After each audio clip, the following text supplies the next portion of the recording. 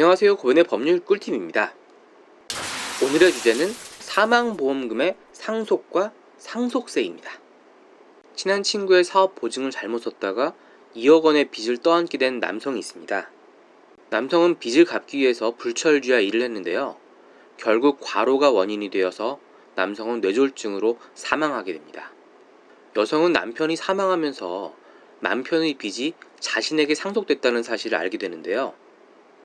혼자 빚을 갚을 능력이 없는 여성은 결국 법원에 상속 포기 신청을 했고 법원에서 그 신청이 받아들여집니다. 여성은 남편이 생전에 들어놓은 사망보험을 찾아냈고 사망보험금을 수령하게 됩니다. 그런데 남편의 채권자가 찾아와서 이 사망보험금을 내놓으라고 하는 것입니다. 이 사망보험금이 남편이 상속재산이라면 여성은 채권자에게 이 사망보험금으로 빚을 갚아야 됩니다. 하지만 우리 법원은 사망보험금은 상속재산이 아니고 따라서 여성은 채권자에게 사망보험금으로 빚을 갚을 필요가 없다고 판결했습니다.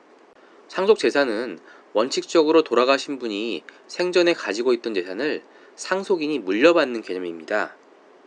그런데 이 사망보험금은 사망자가 생전에 가지고 있던 재산이 아니라 보험계약상 보험 수익자가 받는 보험금이란 뜻입니다. 결론적으로 사망보험금은 상속재산이 아니라는 것이 우리 법원의 태도입니다.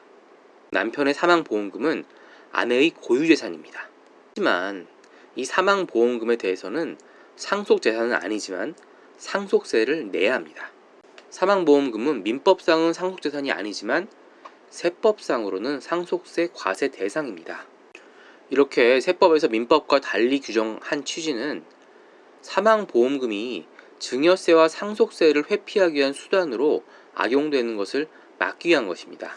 수익이 있으니 누군가는 세금을 내야 한다는 취지로서 보험금 수령을 포기하지 않는 이상 상속세는 납부해야 됩니다. 주의해야 될 것은 이 사망보험금은 수익자의 고유재산이지만 각종의 손해보험금 같은 경우는 상속재산으로 분류가 됩니다.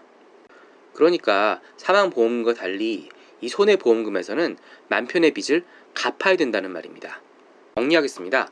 상속포기나 한정승인을 한 경우 사망보험금은 상속재산이 아니므로 이 돈에서 빚을 갚을 필요는 없지만 손해보험금, 보험해지환급금 같은 돈은 상속재산으로 분류가 되기 때문에 이 돈은 채권자에게 지급되어야 됩니다. 고은의 법률 꿀팁 도움이 되셨나요? 도움이 되셨다면 구독하기 눌러주시면 감사하겠습니다.